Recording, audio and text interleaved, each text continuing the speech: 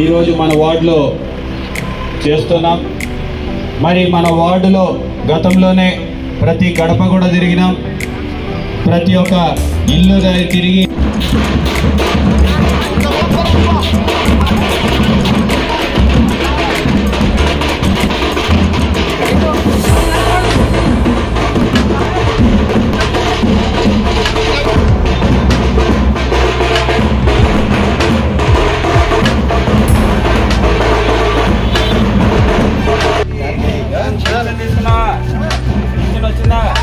ఎందుకు రాలే?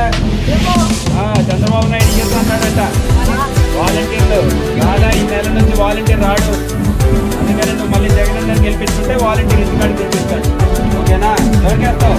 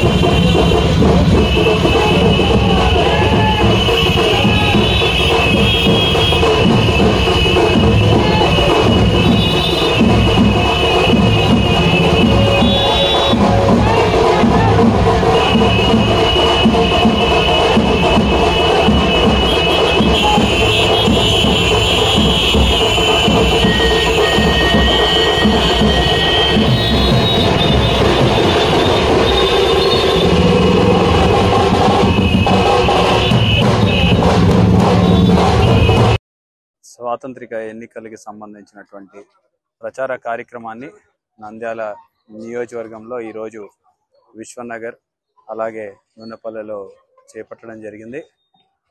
రోజు పొద్దున పూట టౌన్లోని వార్డులు, సాయంత్రం పూట పల్లెటూర్లు తిరగడం అనేది గతం నుంచి మా ఆనవాయితీగా వస్తుంది. మరి ఈరోజు ఈ 2 వార్డులలో కూడా ప్రజలు మాపై చూపించినటువంటి ప్రేమానురాగాలు, ఆప్యాయతకి నిజంగా మేము ధన్యవాదాలు తెలియజేసుకుంటున్నా. ఎందుకంటే ఈ ఎండలు విపరీతంగా ఉన్నాయి. దాదాపు 42-43 డిగ్రీస్ ఈరోజు ఎండలు ఉష్ణోగ్రతలు నమోదవుతున్నాయి. అయినా సరే మనం ఎలక్షన్ క్యాంపెయిన్కి వస్తున్నాం అని వెంటనే అందరూ కూడా వచ్చి మనతో పాటు వారందరూ కూడా నడవడం అనేది నిజంగా మేము చాలా రుణపడి ఉన్నాం. నంద్యాల నియోజకవర్గ ప్రజలు సొంత బిడ్డలాగా ఆశీర్వదించి గతంలో 35,000 మెజార్టీ ఇచ్చి అసెంబ్లీకి పంపించినారు. మరి వారి నమ్మకాన్ని నిజం చేస్తూ కరోనా సమయంలో కావచ్చు, లేకపోతే తర్వాతి కాలంలో నంద్యాలలో జరిగినటువంటి అభివృద్ధి కార్యక్రమాలన్నీ కూడా వారికి వివరించడం జరిగింది. మనకి 3 సంవత్సరాల కాలము పరిపాలనలోనే ఎన్నో అభివృద్ధి కార్యక్రమాలు చేశాం. జిల్లాను చేశాం, మెడికల్ కాలేజ్ తీసుకొచ్చాం, ITI కాలేజ్ తీసుకొచ్చాం, జూనియర్ కళాశాలలు నిర్మించాం, నాడు నేడు స్కూళ్ళు తయారు చేసాం, రైతు భరోసా కేంద్రాలు, హెల్త్ సెంటర్లు, తర్వాత మిల్క్ సెంటర్లు, తర్వాత సచివాలయాలు, ఇలా కాకుండా అర్బన్ హెల్త్ సెంటర్లు, పార్కులు, ఈ రకంగా ఎన్నో రకాలైనటువంటి అభివృద్ధి కార్యక్రమాలు మన నంద్యాల నియోజకవర్గంలో చేపట్టడం ప్రజలందరూ కూడా గమనించినారు. ఇవి చేపట్టడమే కాకుండా గడప గడపకి ప్రతి ఇల్లు తిరిగినటువంటి పరిస్థితి ఈరోజు వైఎస్ఆర్సీపీ నాయకులది. నిజంగా ముఖ్యమంత్రి గారు చేసినటువంటి సంక్షేమ పరిపాలన, అభివృద్ధి పరిపాలన ప్రజలందరూ కూడా చాలా సంతోషం వ్యక్తం చేస్తున్నారు.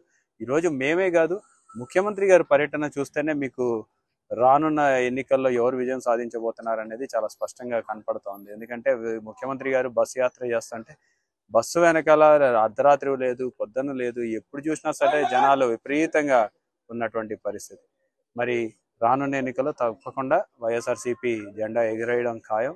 మంచి మెజార్టీ తోటి నంద్యాల నియోజకవర్గాన్ని కైవసం చేసుకుంటామని చెప్పి తెలియజేసుకుంటాం.